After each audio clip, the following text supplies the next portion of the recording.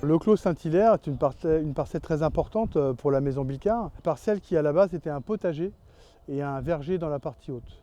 La vigne a été plantée en 1964 avec du pinot noir. Un sol très profond, très riche, avec une belle exposition sud-sud-est.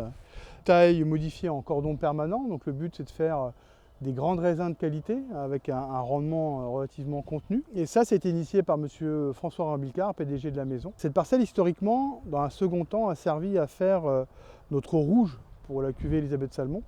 Et à partir de 1995, on l'a séparée et vinifiée séparément dans des petits fûts.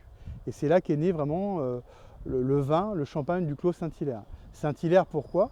Saint-Hilaire, c'est le saint patron de l'église de Mareuil-sur-Ailly. Donc on fait beaucoup d'essais, on a relativement confiance, c'est quand même une parcelle d'1 hectare. C'est la première parcelle où on a arrêté entièrement les désherbants, où on a lancé l'éco-pâturage, où on a lancé le travail du sol sur le cheval, l'implantation d'utilisation de plantes, tout ce qui est produit de biocontrôle, et dernièrement, déjà qu'il y a quelques années, donc la certification en bio. La biodiversité au travers d'une quarantaine d'arbres qui a été plantés. Il y a plus de 250 graminées, des fleurs, beaucoup de jachères fleuries, 150 arbustes, des points d'eau avec des mares.